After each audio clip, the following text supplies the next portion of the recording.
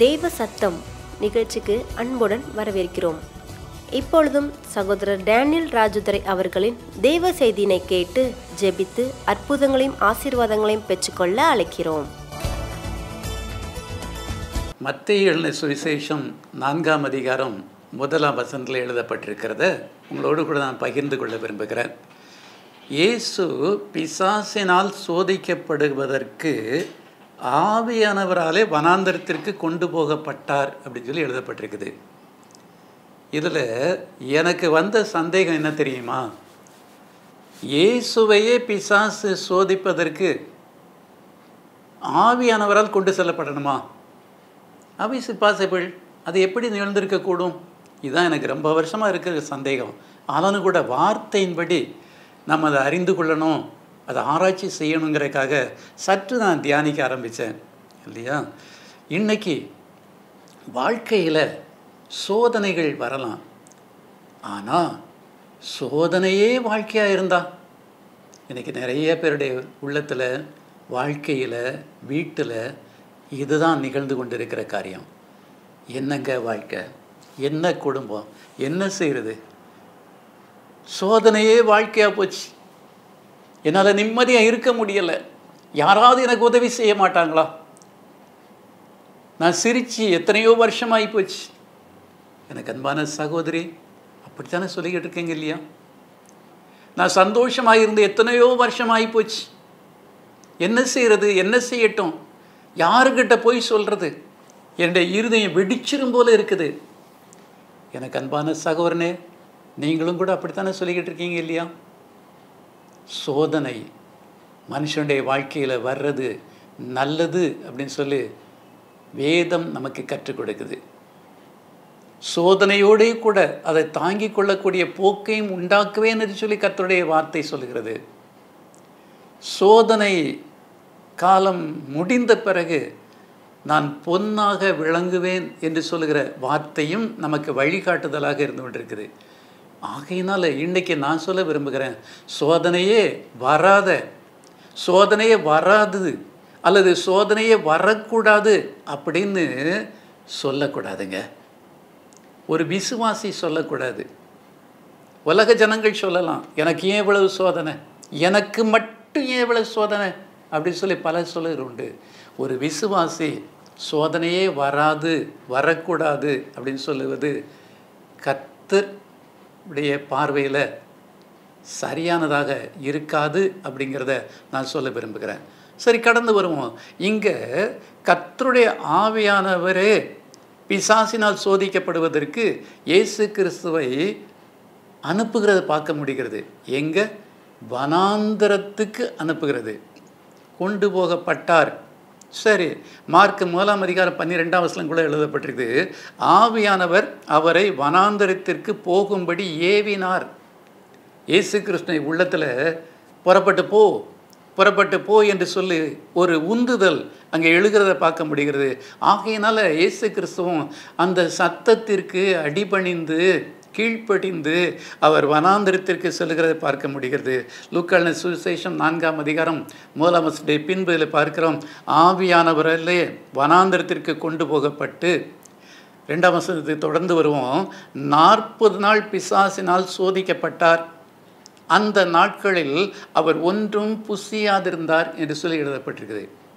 40 நாட்கள் பிசாசினால் சோதிக்கப்படுகிற அந்த நாட்கள் இயேசு கிறிஸ்து சாப்பிடாம கூட இருந்திருக்கிறாரு. நான் சொல்லுவேன், அந்த 40 நாட்களும் அவருக்கு பசியே இல்லாதபடிக்கு அவருடைய சிந்தை கர்த்தர் நோக்கி, பிதாவை நோக்கியே காணப்பட்டு கொண்டிருந்ததாக இருந்து கொண்டிருக்கணும்.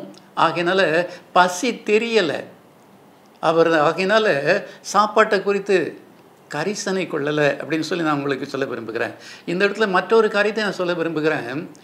அது ஒரு உபவாச நாளாக இயேசு கிறிஸ்து அனுசரித்திருக்கிறார் என்பதையும் நான் சொல்ல விரும்புகிறேன்.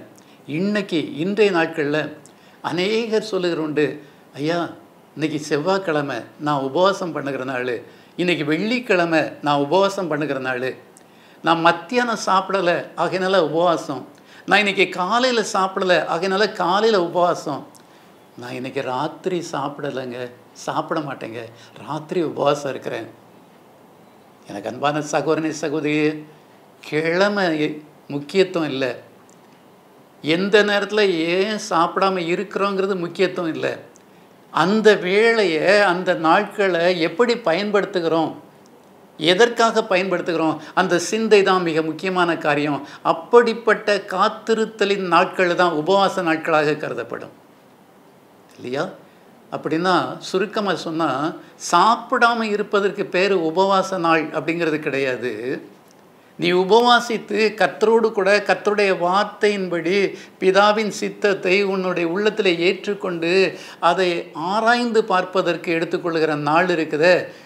அந்த நாளில் பசி அறியாதபடிக்கு, அந்த தியானம் எல்லாம் முடிந்த பிறகு கடிகாரத்தை பார்க்குற போது, ஆகா மணி 5 மணி ஆயிடுச்சு அப்படின்னு சொல்லி சிந்திக்கிற போது தான் அங்கே உன்னுடைய வயிற்று பகுதியில் பசி ஏற்படும் இல்லையா? அதுக்கு பிறகு தான் நீ சாப்பிட ஆரம்பிக்கிற. அது வரைக்கும் இருந்த நேரம் நாள் உபவாச நாளாக கருதப்படும். அப்படின்னா என்ன அர்த்தம்?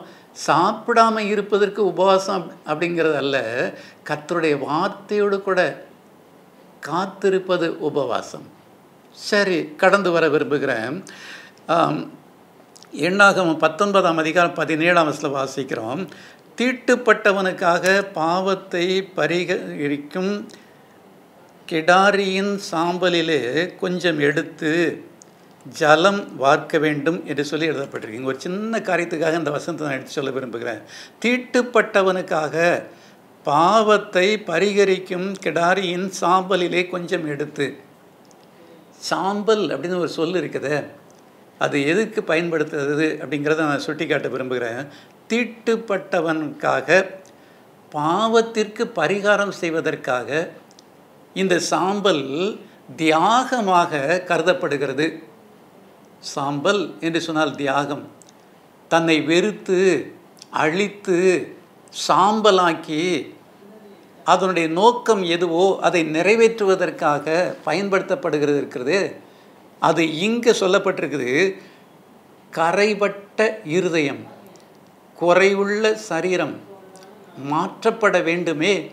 மாத்திரமல்ல, பாவத்திற்கு பரிகாரமாக இந்த தியாகம் செய்த சாம்பலினுடைய மூலப்பொருளை எண்ணி பார்த்து அதன்படி நான் என்னுடைய ஆளுகையை கர்த்தருக்கு கொடுக்க வேண்டுமே என்று சொல்லுகிற தரிசனம் இங்கே வெளிப்படுகிறதை நாம் பார்க்க முடிகிறது.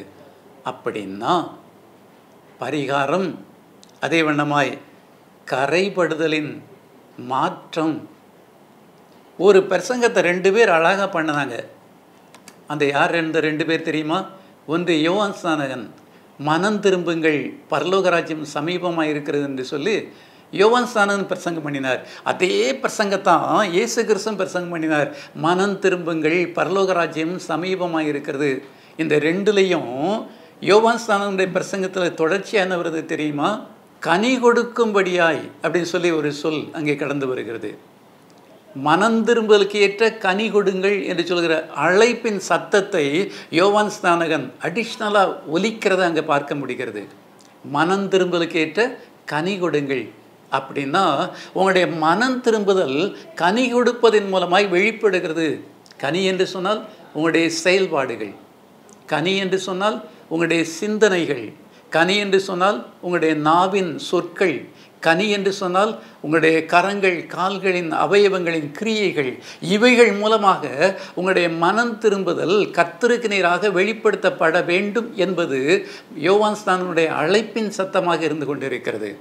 எனக்கு அன்பான சகோதரனே சகோதரியே, எரேமியா 6ஆம் அதிகாரம் 26ஆம் வசனம், என் ஜனமாகிய குமாரத்தியே, நீ இரட்டை கட்டி கொண்டு சாம்பலிலே புரண்டு ஒரே புத்திரனுக்காக துக்கிக்கிறது போல மனம் கசந்து புலம்பு பாழாக்குகிறவன் சடிதியாய் நம்மேல் வருவான் என்று சொல்லி இங்கே வெளிப்படுத்தப்படுகிறதை பார்க்க முடிகிறது.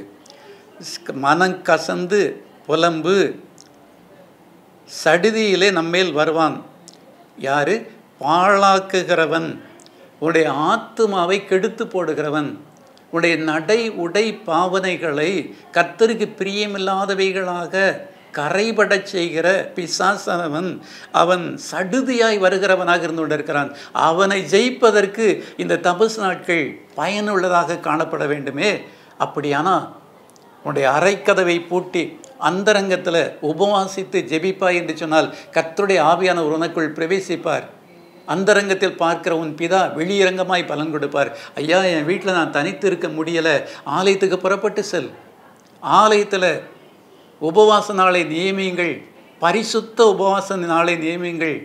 பெரியோர்கள், முதியவர்கள், பாலுண்கிற குழந்தைகள் வரைக்கும் குடும்பமாய் அந்த உபவாச நாட்களில் ஆலயத்தில் வருகிற போது ஸ்தோத்தரித்து கர்த்தரை மகிமைப்படுத்தி ஜெபிக்கிற போது காத்திருந்தவருடைய வல்லமை பெற்றுக்கொள்கிறதோடு கூட மாத்திரமல்ல, அநேகருடைய ஸ்தோத்திரத்தினாலே கிருபை பெருகும் என்று சொல்கிற வார்த்தையின்படி ஆலயத்தில் போய் உபவாசம் இருந்து ஜெபிக்கிற போது, ஸ்தோத்தரிக்கிற போது கர்த்தருடைய கிருபையின் வல்லமை உன்மீது இறங்கும். இந்த சத்துருக்களுடைய போராட்டங்களை, சடுதியாய் வருகிற போராட்டங்களை நீ ஜெயம் பெற முடியும் என்று சொல்லி கர்த்தர் இன்றைக்கு கற்றுக் கொடுக்கிறவராக இருந்து கொண்டு இருக்கிறார். அன்பான தேவனுடைய பிள்ளைகளை, அதே பாதையில் இயேசு கிறிஸ்து கடந்து வந்த நாட்களில் நடந்த காரியம் என்ன என்று சொல்லி நாம் பார்ப்போம் என்று சொன்னால், அங்கே மத்தேயு எழுதின சுவிசேஷம் 3ஆம் அதிகாரம் 8ஆம் வசனத்தில் வாசிக்கிறோம். மனம் திரும்புதலுக்கு ஏற்ற கனி கொடுங்கள் என்று சொன்ன வார்த்தையின்படி இப்பொழுதே கோடாரியானது மரங்களின் வேரருகே வைத்திருக்கிறது. ஆகையால் நல்ல கனி கொடாத மரமெல்லாம் வெட்டுண்டு அக்கினியிலே போடப்படும் என்று சொல்கிற பார்க்க முடிகிறது. மத்தேயு 3ஆம் அதிகாரம் 8ஆம் வசனம், 3ஆம் அதிகாரம் 10ஆம் வசனத்தை நான் இணைத்து சொல்லியிருக்கிறேன். கனி கொடாத மரமெல்லாம் வெட்டுண்டு அக்கினியிலே போடப்படும். லூக்கா 5ஆம் அதிகாரம் 32ஆம் வசனத்தில் வாசிக்கிறோம். நீதிமான்களை அல்ல பாவிகளையே மனம் திரும்புவதற்கு அழைக்க வந்தேன் என்று இயேசு கிறிஸ்து சொல்லுகிறதை பார்க்க முடிகிறது. நீதிமான்களை அல்ல பாவிகளை மனம் திரும்புவதற்கு அழைக்க வந்தேன். ஐயா, நான் பாவியான மனுஷன், எனக்கு தகுதியே இல்லை சொல்லாதீங்க. தகுதியற்றவர்களுக்கு தகுதியை பாராதபடிக்கு தகுதியின்மை அகற்றி தகுதிப்படுத்தி தேவனால் கொடுக்கப்படுகிற ஈவு இருக்குதே, அதுக்கு பேர் தான் கிருபைன்னு பேர். அந்த கிருபை பெற்றுக்கொள்வதற்காகத்தான் நீ ஆண்டவருடைய சமூகத்தில் காத்திருக்க வேண்டும். சடுதியாய் வருகிற பிசாசானவன் உன்னை சோதிக்கும்படியா எத்தனையோ சோதனைகளை உன்னை சூழ்ந்து கொண்டு வர முடியும், கொண்டு வரலாம். ஆனால் பயந்து போகாத, சோர்ந்து போகாத, தளர்ந்து போகாத. கர்த்தர் என்னோடு கூட இருந்து கொண்டு இருக்கிறார், அவர் பார்த்து கொள்வார். அதான் கர்த்தருடைய வார்த்தை சொல்லுகிறது இல்லையா, கர்த்தர் உங்களுக்காக யுத்தம் செய்வார், நீங்கள் சும்மா இருப்பீர்கள். கலங்காத மகளே, அழுது கொண்டிருக்காத மகளே, பயந்து கொண்டிருக்காதீங்க சகோதரனே, பிசாசை பார்த்து பயப்படாதீங்க. இன்றைக்கு இந்த தபசு நாட்களில், இந்த உபவாச நாட்களில் நீங்கள் ஆண்டவருடைய சமூகத்தில் காத்திருப்பீங்கன்னு சொன்னால் பிசாசு உங்களை பார்த்து பயந்து நடுங்கி அவன் ஓடி போவான். உன் குடும்பத்தில் நிம்மதி இழந்து போக செய்து கொண்டு இருக்கிறான் இல்லையா? கணவனுக்கும் மனைவிக்கும் மத்தியில் பயங்கர போராட்டம். என்ன செய்கிறது? இன்னொரு சகோதரி நான் ஆன்மீக கண்கள்னால பார்க்குறேன், இந்த உலகத்தில் எனக்கு வாழவே பிடிக்கலை, வாழ்கிறத விட செத்து போகிறது நலமாக இருக்குமோ என்று சொல்லி பல நேரங்களில் அவனுடைய உள்ளத்தில் சிந்தித்து கொண்டிருக்கிறீங்க இல்லையா? எனக்கு அன்பான சகோதரியே, உங்களுக்கு தான் நான் கர்த்தருடைய பிரசன்னத்தோடு கூட சொல்ல விரும்புகிறேன். நீ வாழ பிறந்தவள், சாக பிறந்தவள் அல்ல. உன் மூலமாக கர்த்தர் அநேக காரியங்களை உன்னுடைய வீட்டுக்குள்ளே, உன்னுடைய குடும்பத்துக்குள்ளே, உன்னுடைய சமுதாயத்துக்குள்ளே, உன்னுடைய திருச்சபைக்குள்ளே செய்யும்படியாய் ஒரு புது பலனை இன்றைக்கு கொடுக்கிறவராக இருந்து கொண்டு இருக்கிறார். பயப்படாதீங்க, பயப்படாதீங்க. அன்பின் தேவனே, இந்த அருமையான சிறிய ஜெப வேளைக்காய் ஸ்தோத்திரிக்கிறேனப்பா. அன்றைக்கு பிசாசினால் சோதிக்கப்படுவதற்கு ஆவியானவராலே வனாந்தரத்திற்கு கொண்டு போகப்பட்ட நல்ல தெய்வமே, நீர் வல்லமையோடு கூட அநேக மக்களை கர்த்தாவே ஆன்மீக காரியங்களிலேயும் திருச்சபையின் காரியங்களிலேயும் சரீர பிரகாரமான குடும்ப பிரகாரமான காரியங்களிலேயும் கர்த்தாவே அற்புதங்களையும் அதிசயங்களையும் செய்யத்தக்கதாய், பெற்றுக்கொள்ள கொடுக்கத்தக்கதாய் பரலோகத்தின் பலத்தினால் முடிசூட்டப்பட்டிரு அதே பலனை இந்த தபசு நாட்களில், உபவாச நாட்களில், இந்த தொலைக்காட்சி முன்பாக காணப்படுகிற நல்ல உள்ளங்கள் தங்களை அர்ப்பணித்து பெற்றுக்கொள்ள நீர் உதவி செய்யும்படி ஜெபிக்கிறேன். உனக்கு விரோதமாக எழும்பும் எந்த ஆயுதம் வாய்க்காதே போகும் என்று சொல்லி இந்த சகோதரனுக்கு நேராய் உம்முடைய சத்தத்தை அனுப்புவதற்காய் ஸ்தோத்திரிக்கிறேன். அவருடைய உள்ளத்திற்குள்ளே இருக்கிற பயம், அச்ச உணர்வு இப்பொழுது இயேசுவின் நாமத்தில் மறைந்து போகட்டும். ஐயோ, மனுஷரால் வருகிற உபத்திரவத்தினால் தாங்க முடியலையே, அந்த உபத்திரவத்தின் பாதைகளின் முட்களை இப்பொழுது இயேசுவின் நாமத்தில் பிடுங்கி கருக்கி போடுகிறேன். ஆசீர்வதியுமப்பா, என் முகத்தோடு கூட காணப்படட்டும், ஒரு புது வாழ்வை பெற்றுக்கொள்ளட்டும். ஆசீர்வதியும். இயேசுவின் நாமத்தில் ஜெபிக்கிற நல்ல பிதாவே, ஆமென், ஆமென். எங்கள் தொடர்பு முகவரி சகோதரர் ஆர். டேனியல் ராஜதுரை, எண் 3, மீப்பர் நகர் காலனி 2, திருநெல்வேலி 627007. மொபைல் 9443206888 மற்றும் 9444307588.